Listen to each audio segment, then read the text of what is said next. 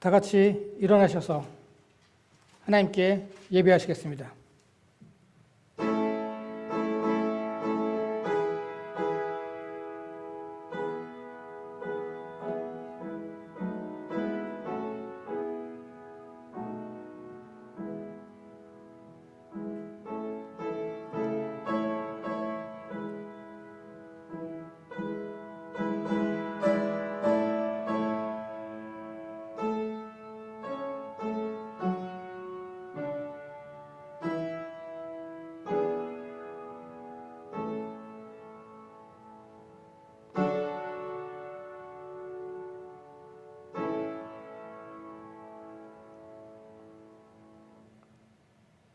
고마신 주님, 이 아침에 주님의 은혜로 저희들 건강하게 깨워주시고 주님께서 불러주셔서 주님 전에 모여서 한마음 한뜻으로 주님께 예배하게 하시니 감사합니다. 이 예배에 함께하고 계신 주님께서 이 예배를 기뻐 받아주시고 이 예배를 주관해 주시며 이 예배의 모든 영광을 홀로 받아주시옵소서. 이 예배를 드리는 당신의 성도들 지금 한 사람 한 사람 예배를 통해서 축복해 주시옵소서. 그리고 만나 주시고 응답해 주시옵소서. 예수님의 이름으로 기도드렸습니다. 아멘. 찬송가 8장입니다.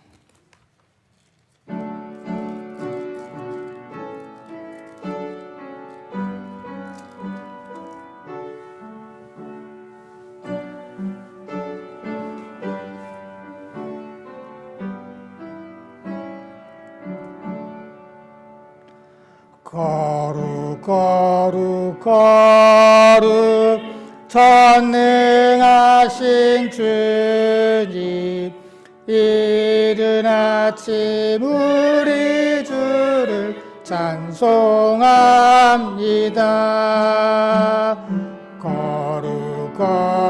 거룩 자비하신 주님, 성삼위일체 우리 주로다. 거룩 주의 보좌 앞에 모든 성도 면류관을 벗어드리네. 전군 천사 모두 주께 굴복하니 영원히 위에 계신 주로다. 거룩 주의 빛난 영광 모든 죄는 어두워 볼 수 없도다. 거룩하신 이가 주님밖에 없네. 온전히 전능하신 주로다. 거룩 전능하신 주님, 천지 만물 모두 주를 찬송합니다.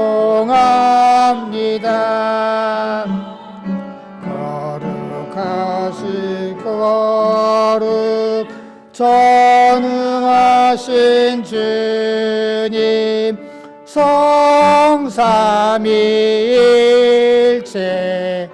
우리 주로다.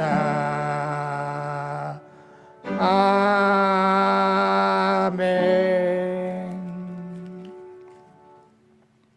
교동문 137번입니다.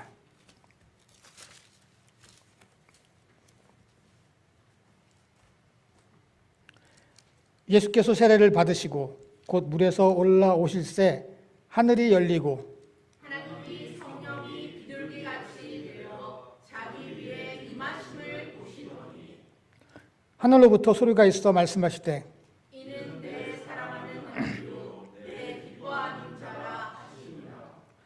그러므로 너희는 가서 모든 민족으로 제사를 삼아 아버지와 아들과 성령의 이름으로 세례를 베풀고 내가 너희에게 문구한 모든 것을 가르쳐 지키게 하라. 볼지어다 내가 세상 끝날까지 너희와 항상 함께 있으리라 하시니라. 몸이 하나요 성령도 한 분이시니 이와 같이 너희가 부르심의 한 소망 안에서 부르심을 받았느니라. 주도 한 분이시요 믿음도 하나요 세례도 하나요 하나님도 한 분이시니 곧 만유의 아버지시라. 만유 위에 계시고 만유를 통일하시고 만유 가운데 계시도다. 아멘. 다 같이 사도신경으로 우리의 신앙을 하나님께 고백드리겠습니다. 나는 전능하신 아버지 하나님 천지의 창조주를 믿습니다. 나는 그의 유일하신 아들 우리 주 예수 그리스도를 믿습니다. 그는 성령으로 잉태되어 동정녀 마리아에게서 나시고 본디오 빌라도에게 고난을 받아 십자가에 못 박혀 죽으시고 장사된 지 사흘 만에 죽은 자 가운데서 다시 살아나셨으며 하늘에 오르시어 전능하신 아버지 하나님 우편에 앉아 계시다가 거기로부터 살아있는 자와 죽은 자를 심판하러 오십니다. 나는 성령을 믿으며 거룩한 공교회와 성도의 교제와 죄를 용서받는 것과 몸의 부활과 영생을 믿습니다. 아멘. 자리에 앉아주시기 바랍니다.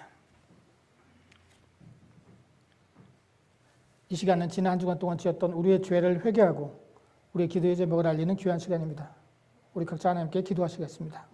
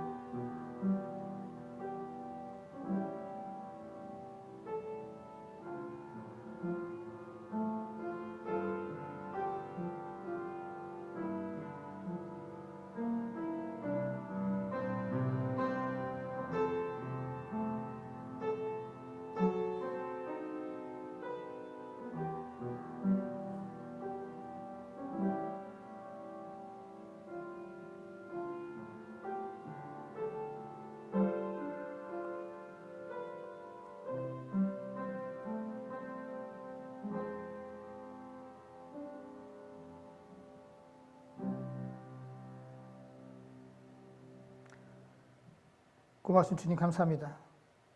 지난 한 주간 동안도 저희들 홀로 두지 아니하시고 저희들 특별히 저희들과 동행해 주시고 저희들 지켜주시고 인도해 주시고 먹이시니 주님 감사합니다. 저희들 정말 한없는 주님의 은혜 가운데 지난 한 주간 동안 살았는데 그 주님의 은혜를 온전히 깨닫지 못하고 그 은혜에 합당하지 못했던 우리들의 어리석고 죄 많은 모습을 이 예배를 통해서 깨닫고 주님 앞에 회개의 기도를 드렸습니다. 지금 저희들 불쌍히 여겨주시고 저희들 용서해 주시옵소서. 저희들의 이 회개가 입술에서만 그치는 것이 아니라 우리가 돌이켜 변화해서 주님 뜻대로 살아가기에 부족함이 없도록 저희들을 붙잡아 주시옵소서. 또한 아버지 하나님 저희들 개인적인 기도의 제목도 하랬습니다. 우리의 형편을 누구보다도 더 잘 아실 뿐만이 아니라 우리의 앞날까지도 알고 계신 주님께서 가장 선한 것으로 채워주시고 응답해 주시며 선한 길로 인도해 주실 때 오로지 주님만을 믿고 의지하는 저희들 되게 하여 주시옵소서. 이 시간 저희들 주님의 말씀을 드리려고 합니다. 주님 말씀해 주실 때에 전하는 자나 듣는 자나 모두 다 주님의 말씀으로 인해 깨닫고 변화되어서 주님 말씀대로 순종하며 살아가기에 부족함이 없는 저희들로 삼아 주시옵소서. 예수님의 이름으로 기도드렸습니다. 아멘. 찬송가 543장입니다.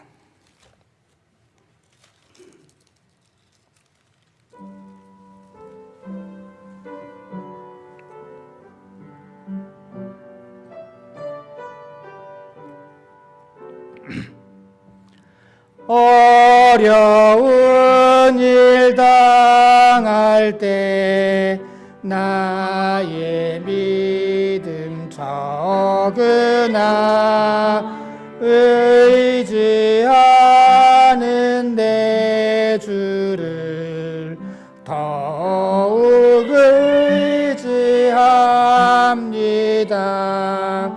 세월 지나갈수록 의지할 것뿐일세.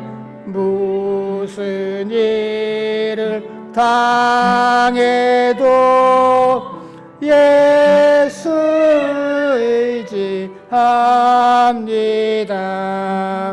성령께서 내 마음 밝히 비춰 주시니 인도하심 따라서 주만 의지합니다.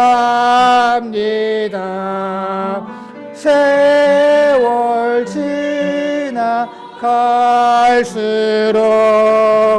의지할 것뿐일세. 무슨 일을 당해도 예수 의지합니다. 밝을 때의 노래와 어두울 때의 기도로 위태할 때 도움을 주께 간구합니다. 세월 지나갈수록 의지할 것뿐일세.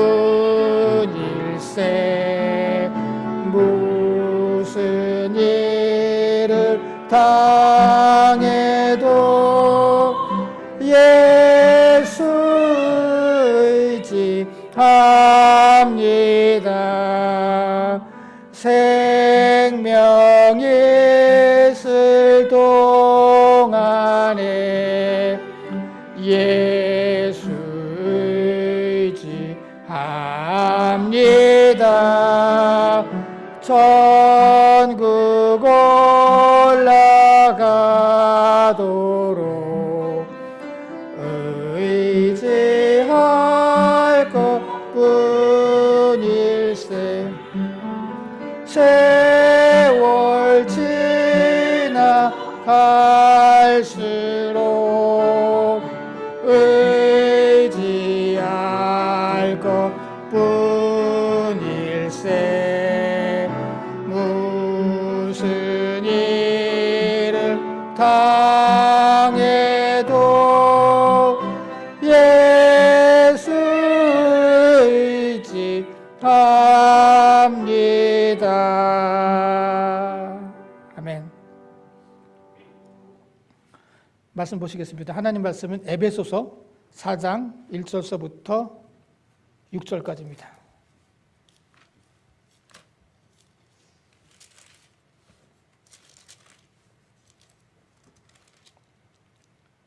에베소서 4장 1절서부터 6절까지 저와 여러분이 한 절씩 교독하겠습니다.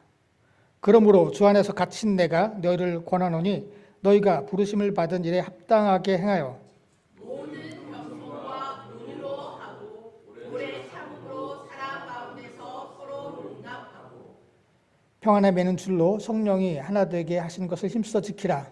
몸이 하나요 성령도 한 분이시니 이와 같이 너희가 부르심의 한 소망 안에서 부르심을 받았느니라.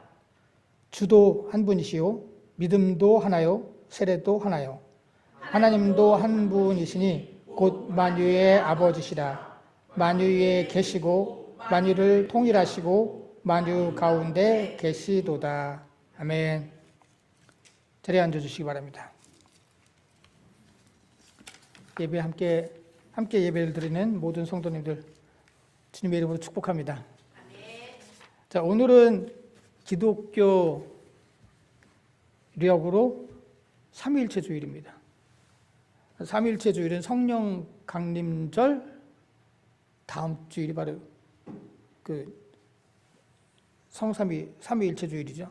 그러니까 교회 절기를 보면 전반기의 절기는 사순절로부터 시작을 해서 40일간 쭉 오다가 그 중간에 고난주간 혹은 종료주일이 껴있고요. 그 다음에 부활절. 그리고 부활절 다음에 쭉 가서 50일 후에 성령강림절. 그리고 성령강림절 다음 주일이 삼위일체 주일입니다. 그 삼위일체 말씀 드릴 때마다 너무 어려워요. 하지만 계속 말씀드리지만 이 삼위일체는 기독교만의 핵심의 계류예요. 아무리 하나님을 믿는다고 해도 이 삼위일체를 믿지 않으면 기독교가 아니에요. 하나님을 믿는다는 다른 종교들이 있지만 그들은 삼위일체를 믿지 않기 때문에 기독교가 아니에요.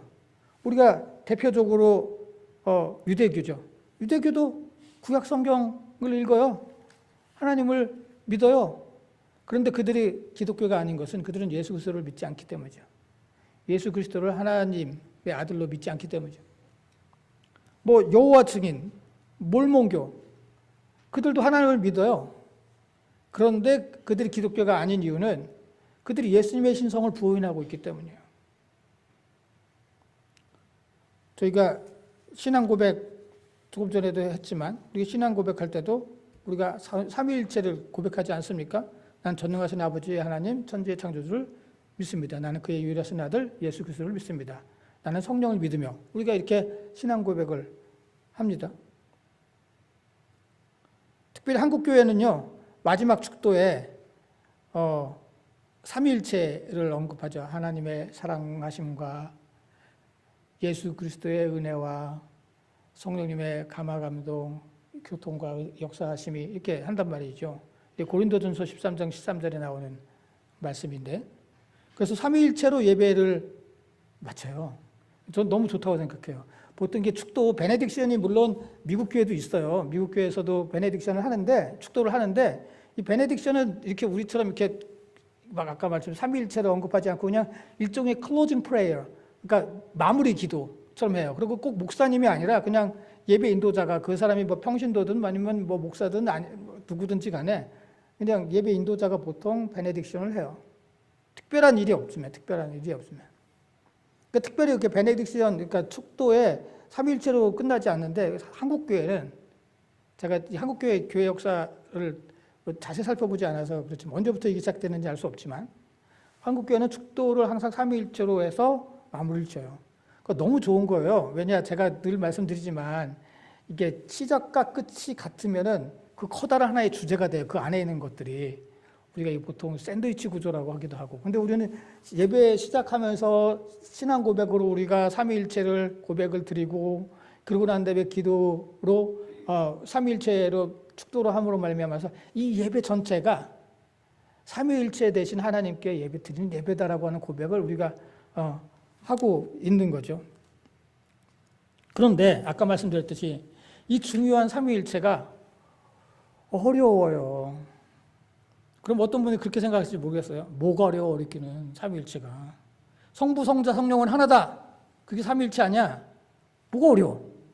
그렇게 대답할지 모르겠습니다. 맞습니다. 그게 삼위일체예요. 그런데 그게 무슨 의미냐라고 하는 거죠. 성부, 성자, 성령이 삼위 어떻게 하나가 이게 도대체 무슨 의미냐라고 할 때는 이게 어려워진다라고 하는 거죠.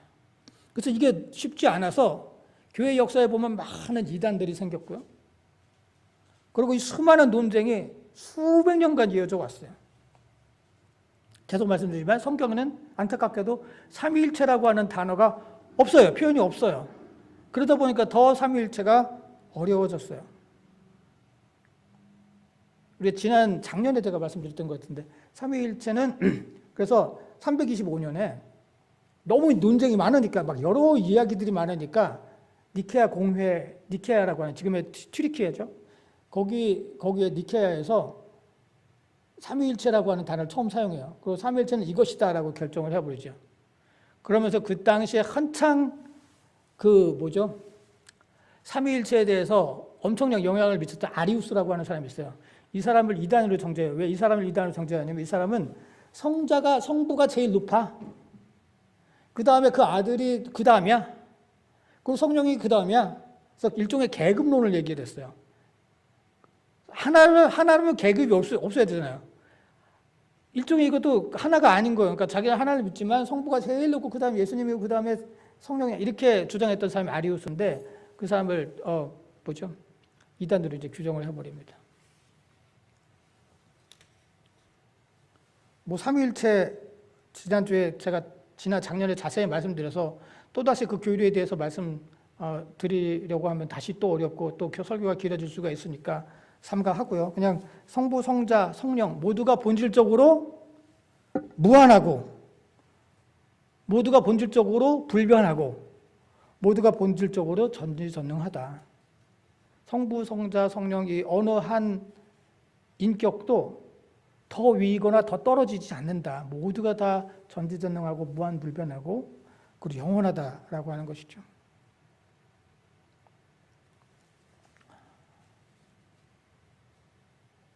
저희들 아까 말씀드렸듯이 고린도후서 13장 13절을 제가 넣었나요? 오늘 안 넣었을 것 같아.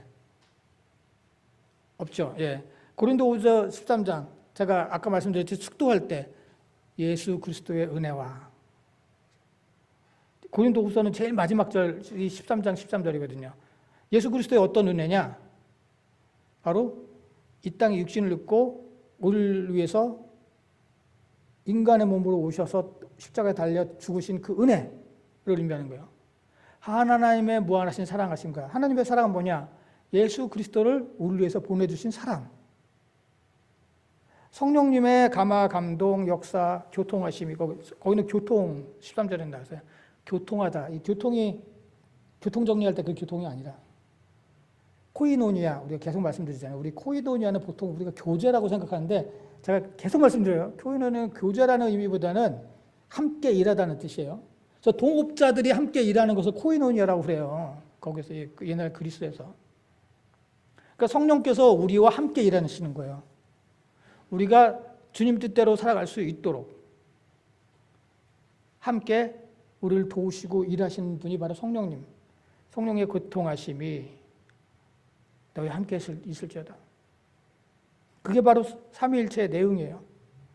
예수 그리스도의 대속의 은혜, 예수를 보내신 하나님의 사랑, 우리가 뜻대로 살 수 있도록 우리를 도우시는 성령님의 은혜, 교통하심, 이죠. 그런데도 어려워요. 그래서 어쩌면 그럴지 모르겠어요. 삼위일체 모르면 어때? 모른다고 기도를 못해, 찬송을 못해, 성경을 못 읽어. 우리 부모님들 세대도 다 몰라도 다 예수 잘 믿고 다 그랬어. 그렇게 생각하실지 모르겠습니다. 맞죠? 삼위일체 몰라도 기도할 수 있고, 말씀 읽을 수 있고, 예배 드릴 수 있고, 그렇죠. 예수 믿을 수 있죠.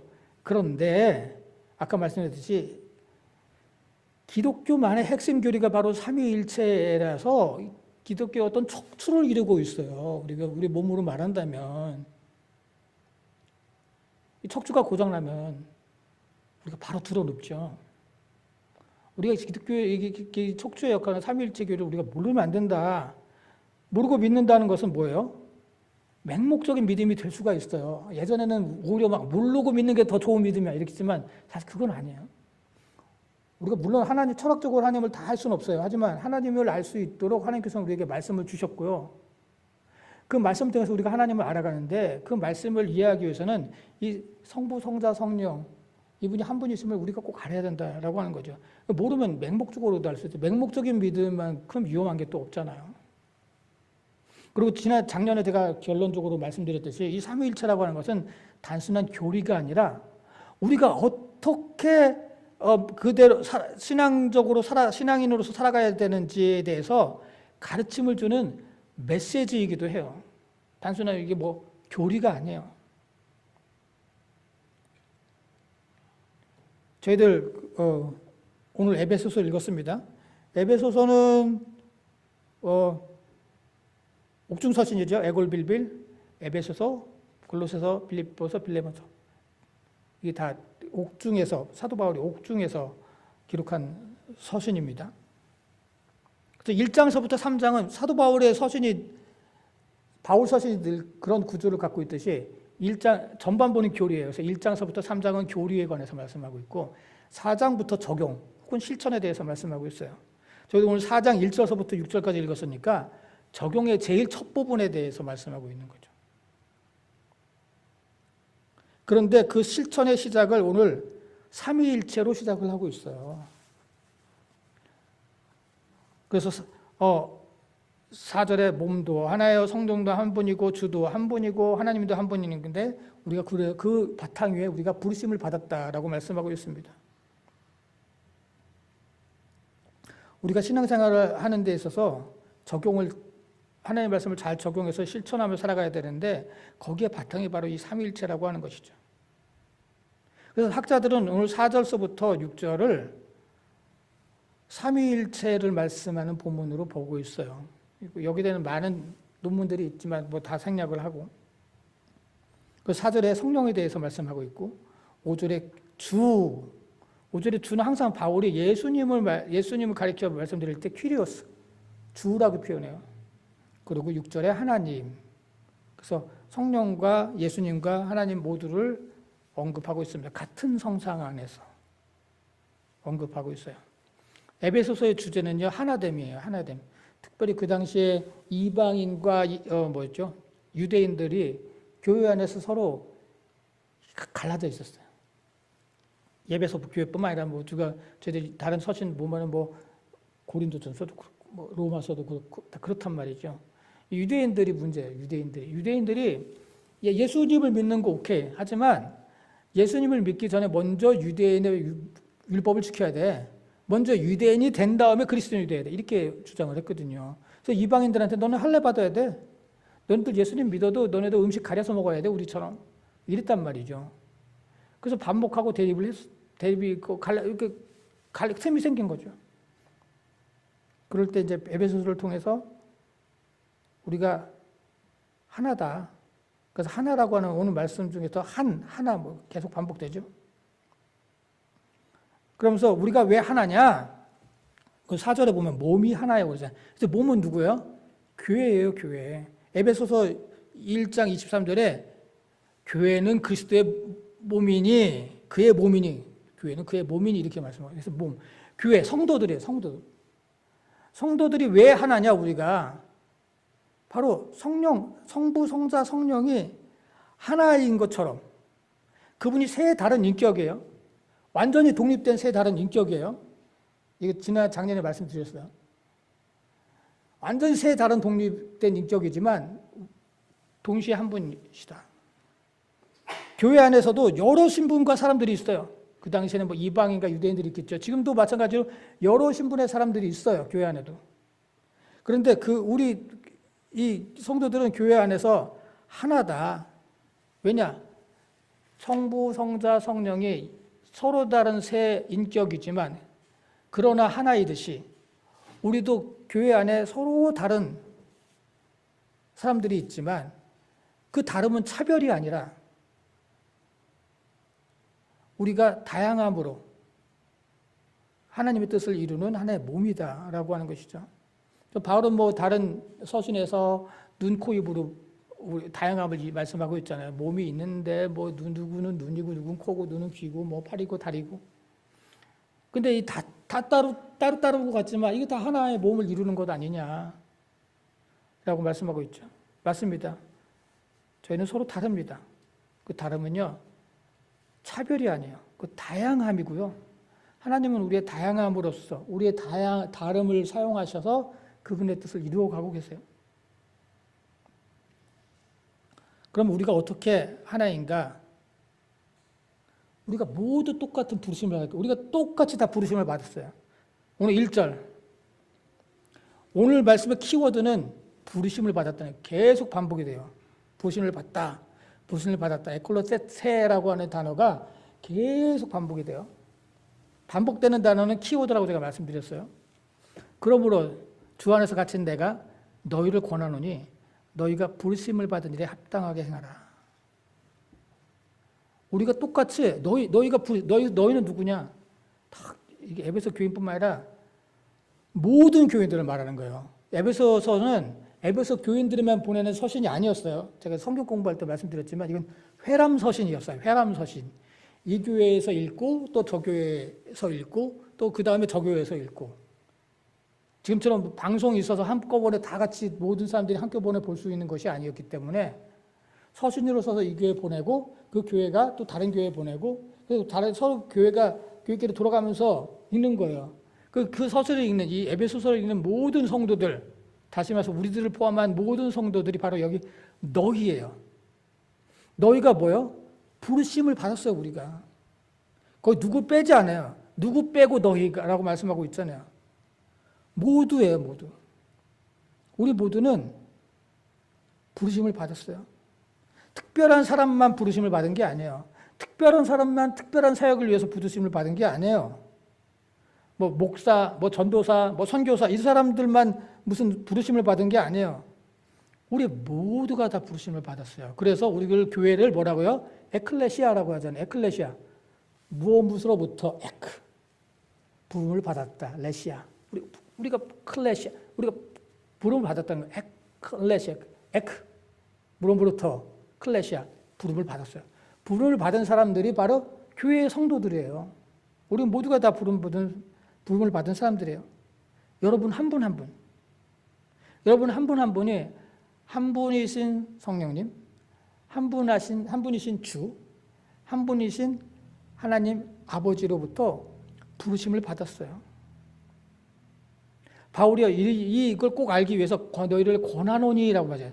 내가 너희에게 권하노니. 이 권하노니라고 하는 이 표현이 좀 특별해요. 파라칼레오인데 더 정확히 말하면 제발 뭐 좀 해줘. 싹싹 비는 거를 의미해요. 그래서 기도하다라고 번역이 돼요. 보통은. 우리가 하나님께 제발 하나님 응답해 주시옵소서. 제발 제 기도를 들어주시옵소서 하면서 막 아주 간곡하게 간청하는 기도를 할 때 파라칼레오라고 하는데 이 단어를 사용했어요. 그러니까 바울이 지금 에베소 교인들한테 야, 내 말을 들어 라고 하는 게 제발 너희들이 이것 좀 알아줘. 제발 너희들이 이것 좀 깨달아. 너희들은 말이야 부르심을 받았어. 모두가 다 부르심을 받았어. 라고 지금 아주 애원하듯이 우리 성도들에게 이 말씀을 전하고 있는 거예요.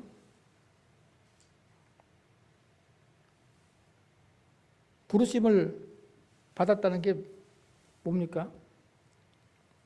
부르심을 받았다라는 것은 인생의 목표가 나를 위한 것이 아니라 우리를 부르시는 분을 위한 것이라고 하는 거예요. 그래서 데살로니가 12장 12절에 보면 너희가 부르심에 합당한 하나님의 영광, 하나님을 위해서 살아라고 말씀하고 있어요. 오늘 여기서 바울이 부르심에 합당한 이라는 표현, 저희들 오늘도 부르심을 받은 일에 합당하게 행하라 라고 했는데 이거 원래 바울이 종종 쓰는 단어지만 바울의 용어가 아니에요. 원래는 유대인의 용어였어요. 여러분들 혹시 쿰란 동굴이라고 들어보셨어요? 아니면 사해사본 뭐 이런 거 데스 스크롤, 사해사본, 쿰란 동굴 이런 거 들어보셨는지 모르겠어요. 그 사해 있는 쪽에 그쪽에 동굴 11개에서 사본이 발견됐어요. 어떤 그 양 치던 아이가 양을 잃어버려가지고 양 찾아서 다니다가 동굴을 발견했어요. 동굴 안에 뭐가 살지, 안에 뭐가 있어, 무슨 동물이 있을지 어떻게 알아. 무서워가지고 돌을 먼저 이렇게 안에다 던져봤는데 항아리가 깨지는 소리가 들린 거예요. 그래서 거기서 봤더니 여러 가지 성경의 사본들이나 유도의 문서들이 발견됐어요. 그걸 우리가 뭐 쿰란 사본, 뭐 사해 사본 이렇게 불러요. 구약 성경 대부분 에스더서를 빼놓고 대부분의 구약 성경들이 다 거기서 발견됐어요. 그리고 가장 오래된 사본 중에 하나들이 발견된 거죠. 근데 거기 쿰란 동굴이 11개에서 그 사본이 발견되는데 그 중에 쿰란 동굴 1이라고 하는 데서 그 유대 문서가 발견됐어요. 유대 공동체의 규칙이라고 하는 유대 문서가 발견됐는데 거기 보면 이 단어가 지금 자주 사용돼요. 너희들이 부르심을 받은 일에 합당하게 행하라 라고 하는 표현이 자주 사용돼요. 유대인들이 어떨 때 사용하냐면 유대인들은 난 하나님의 선택받은 백성이야. 나는 하나님의 선택받은 백성이기 때문에 거기에 합당하게 살아야 돼. 제가 지난번에 말씀드렸듯이 유대인들이 합당하게 산다는 것은 율법을 지키는 거예요. 율법을 안 지키면 유대인이 아니에요. 자기가 아무리 유대인이라고 우겨도. 자기 부모가 아무리 유대인이라고 하더라도 자기가 율법을 안 지키면 자기는 유대인이 아니에요. 그래서 유대인들은 너희들이 하나님의 선택받은 백성, 그 백성으로서 합당한 일에 살아야 돼. 그것은 바로 율법을 지키는 거야. 이렇게 표현을 자주 했어요. 근데 바울은 이걸 지금 차용하고 있는 거예요. 이걸 차용하면서 유대인뿐만이 아니라 그리스도인 모두가 하나님의 부름받은 성도들이다. 유대인이든 이방인이든 신분이 어떻든 상관없이 예수를 믿으면 모두가 다 부름을 받았고 그 부름받은 사람들은 거기에 합당한 삶을 살아야 돼요. 아까 말씀드렸듯이 유대인들이 거기에 합당한 삶을 살지 않으면 유대인이 아니듯이 그리스도인들은 거기에 합당한 악시오스, 당연한 이런 뜻이에요. 그런 삶을 살아야 된다. 라고 말씀하고 있습니다. 그래서 우리들도 생각을 해봐야 돼요. 우리들의 부르심에 대해서 생각을 해봐야 됩니다. 나는 하나님으로부터 부르심을 받았구나. 난 성령님으로부터 부르심을 받았구나. 난 예수 그리스도로부터 부르심을 받았구나. 나는 특별하게 우리 모두가 한 사람 한 사람 부르심을 받은 특별한 존재다라고 하는 것이죠. 부르심을 받았다라고 하는 것은 내가 잘 되고 내가 즐겁고 내가 여유 있을 때만 부르심을 받은 삶을 살아가는 게 아니에요. 지금 바쁘니까 나 부르심과 상관없이 그냥 일단은 내 문제부터 해결할래. 그거 아니에요. 어렵고 힘들고 여유가 없을 때에도 어떤 상황에서도 부르심을 잊지 않는 것이에요. 그리고 그 부르심에 합당한 삶을 살아가는 거예요. 어려울 때 잠시 부르심을 모른 척하는 게 아니라 오히려 어렵고 힘들 때 그 부르심을 내가 부르심을 받은 존재지. 맞아, 나는 하나님으로부터 특별히 부르심을 받은 존재라고 하는 것을 잊지 않는 것이에요. 그래서 바울이요, 오늘 이렇게 말하잖아요. 그러므로 내가 주 안에서 갇힌 내가라고. 이거 이상하네. 바울은 지금 감옥에 갇혔거든요. 감옥에 갇힌 내가라고 얘기를 하고 있지 않고 주 안에 갇힌 내가라고 이야기를 하고 있어요. 무슨 뜻이겠어요? 너무 멋있는 표현이죠. 비록 나 자신은 감옥에 갇혔지만 감옥이 날 가둘 수는 없다. 나는 오히려 그리스도에 갇힌 자, 다시 말해 그리스도에 속한 자야. 난 그리스도에 갇혔지 감옥에 갇힌 자가 아니야. 감옥이 날 가둘 수가 없어. 감옥이라고 해서 내 부르심을 막을 수 없어. 그래서 바울이 뭐예요? 어떻게 해요? 감옥에 갇혔으니까 그 부르심에 대해서 생각을 해본 거죠. 나는 사도로서 부르심을 받았고 복음을 전하는 부르심을 받았는데 내가 감옥에 살 수 있는 게 뭐야? 그렇지, 서신을 쓰는 거야. 내가 그 부르심에 합당한 일을 하는 거야. 서신을 써서 교회에다 보내는 거야. 그래서 옥중 서신들을 쓰게 되죠.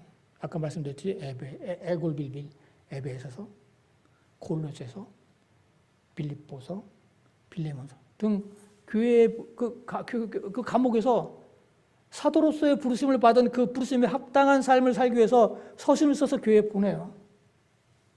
그래서 그가 나는 감옥에 갇힌 자가라고 자기를 표현하지 않고 나는 주 안에 갇힌 자다 라고 표현하고 있습니다.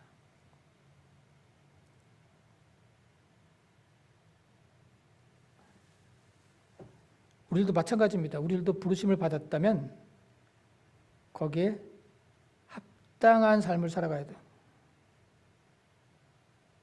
그의 합당한 삶이라고 하는 것은 바로 새로운 삶이에요. 그리스도 안에서 새로운 삶. 옛날의 나의 구습이 아니라 새로운 삶을 살아가는 거죠. 만약에 유대인이 제가 이게 왜 자꾸 유대인 얘기를 하냐 하면은 바울이 유대인이었고 이 바울이 계속해서 이 유대인의 용어를 써가면서 말씀을 증거하고 있어요. 그러면서 대조를 시켜요. 너희들은 우린 유대인이냐 그리스도인이야. 그런데 유대인이 이렇게 살았지 않니? 그리스도인은 이렇게 살아야 돼. 라고 하면서 대조를 시키면서 말씀하고 있거든요. 만약에 유대인이 나는 유대인이야 라고 하면서 유대인이 이전에 대로 살아간다고 생각해 보세요. 유대인이 절기도 안 지켜, 유대인이 먹는 음식도 안 지켜 라고 하면서 자기 마음대로 살아요. 그럼 그 사람은 유대인 아니에요. 우리가 그리스도인이라고 하면서 새로운 삶을 살지 않고 내가 예수 그리스도를 몰랐을 때 그 삶을 살아간다고 생각해 보세요. 그럼 그 사람은 그리스도인이 아닌 거예요. 아까 말씀드렸듯이 부르심에 합당한이라고 하는 것이 유대인의 용어이기 때문에 부르심에 합당한 삶이라고 하는 것은 그리스도인의 새로운 삶이에요. 그리고 오늘 2절에서 그리스도인의 새로운 삶이 바로 겸손과 이거는 지난번에 갈라디아서의 성령의 열매와 너무 비슷해서 따로 코멘트를 달지 않겠습니다. 겸손과 온유와 오래 참음으로 사랑 가운데 서로 용서하라 라고 말씀하고 있죠. 오늘 말씀을 보면요. 부르심에 합당한 삶을 살기 위해서 무슨 초능력이 필요하다고 말씀하고 있지 않아요. 부르심에 합당한 삶을 살기 위해서 무슨 경제적인 능력이 있어야 된다고 말씀하고 있지 않아요. 많이 배워야 된다고 말씀하고 있지 않아요.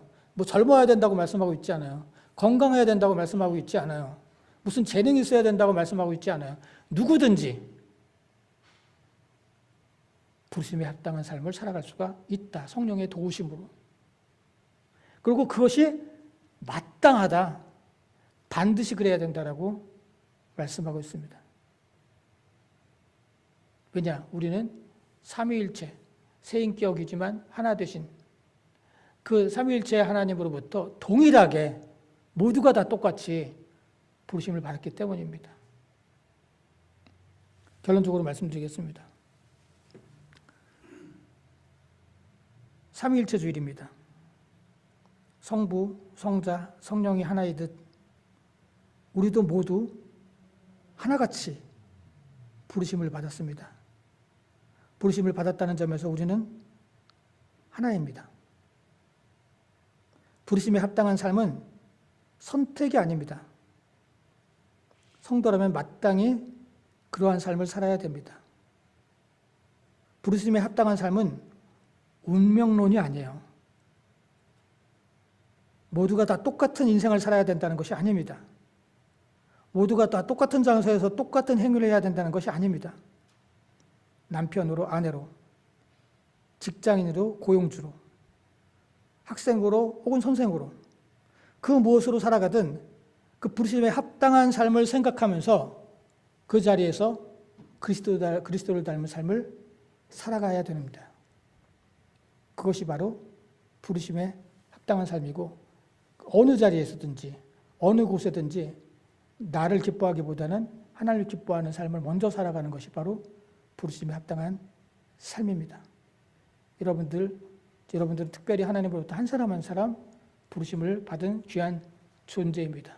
그 부르심을 생각하시면서 그 부르심에 합당한 삶을 살아가시는 저와 여러분 되시기를 주님의 이름으로 기원합니다. 기도하시겠습니다. 고마우신 주님 감사합니다. 죄 많은 저희들을 그냥 두지 아니하시고 주 그리스도를 이 땅에 보내시고 그 그리스도께서 우리를 위해서 대속하심으로 말미암아 주님의 자녀가 되는 권세를 주시니 감사합니다. 저희들이 그 주님의 자녀로서 부르심에 합당한 삶을 살아가길 원합니다. 성령께서 저희를 도우시고 인도해 주시옵소서. 예수님의 이름으로 기도드렸습니다. 아멘. 찬송가 10장입니다.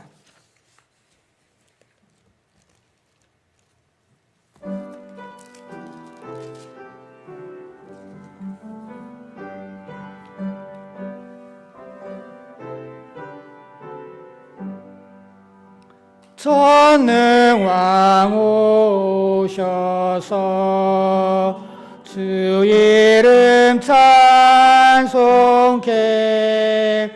하오 영광과 권능의 성부여 오셔서 우리를 다스려 주옵소서. 강생한 성자여 오셔서 기도를 들으소서. 택하신 백성들 복 내려 주시고 거룩한 마음을 주옵소서. 위로의 주 성령 오셔서 큰 증거 주옵소서.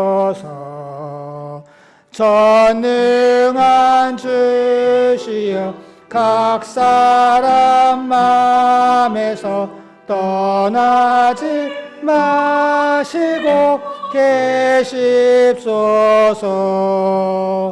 성삼일체께 한없는 찬송을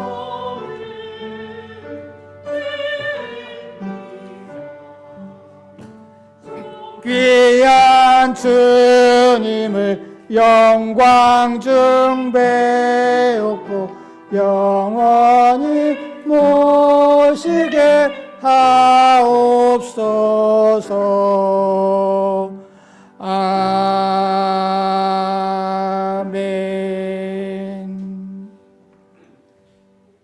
바친 헌금을 위해서 기도하시겠습니다.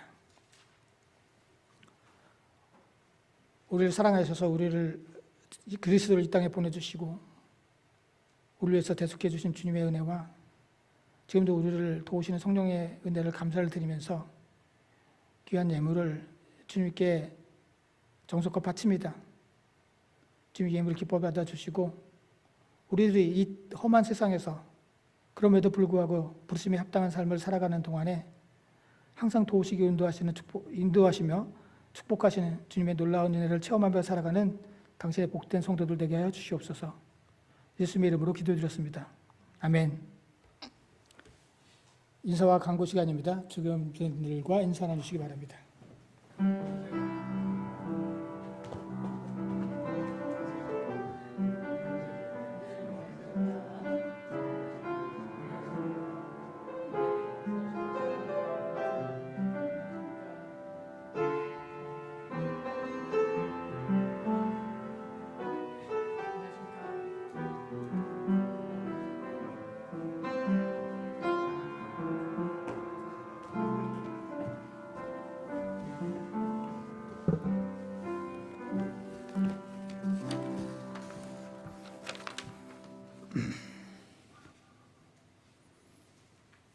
예배에 참석하신 모든 분들을 주님의 이름으로 환영합니다. 저희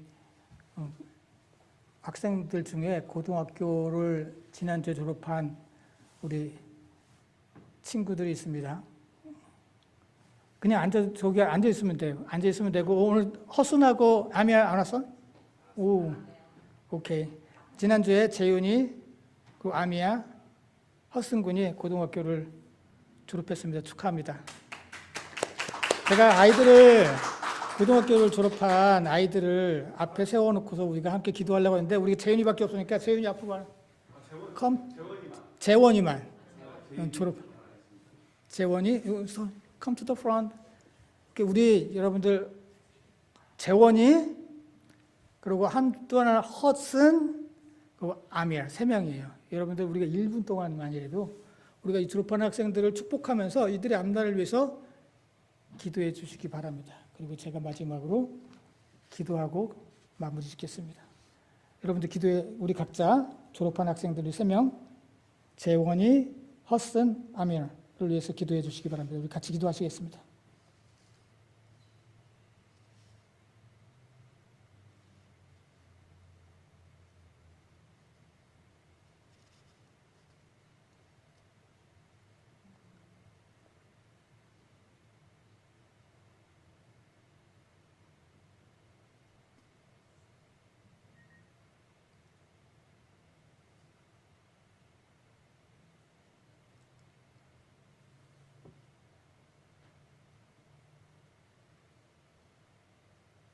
고마신 주님, 당신께서 살아가는 이 귀한 당신의 자녀들이 지난주에 무사히 고등학교를 졸업했습니다. 지금까지 지켜주시고 돌보신 주님의 은혜를 감사를 드립니다. 이제 이들이 졸업을 하고 또 인생의 새로운 장을 향해서 발걸음을 내딛습니다. 이들이 어디를 가든지 어느 곳에 있든지 항상 주님만을 생각하고 주님을 의지할 때 주님께서 그들과 함께 해주시고 그들을 인도해 주시고 그들을 축복해 주시옵소서. 감사드리며 예수님의 이름으로 기도드렸습니다. 아멘. You may back to the seat.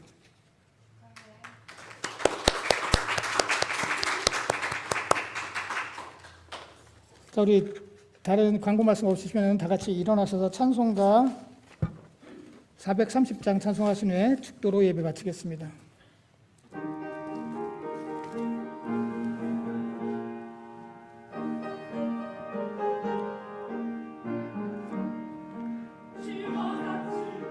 (430장입니다)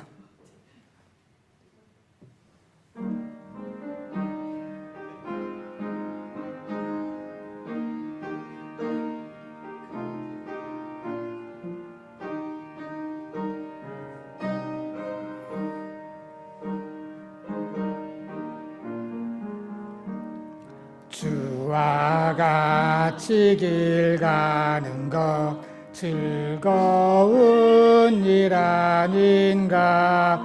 우리 주님 걸어가신 발자취를 밟겠네. 한 걸음 한 걸음 주 예수와 함께 날마다 우리 걸어가리. 어린아이 같은 우리 미련하고 약하나 주의 손에 이끌리어 생명길로 가겠네. 한 걸음 한 걸음 주 예수와 함께 날마다 우리 걸어가리. 꽃이 피는 들판이나 험한 골짜기라도 주가 인도하는 대로 주와 같이 가겠네. 한 걸음 한 걸음 주 예수와 함께 날마다 우리 걸어가리. 옛 선지자의 녹같이 우리들도 천국에 들려 올라갈 때까지 주와 같이 걷겠네. 한 걸음 주 예수와 함께 날마다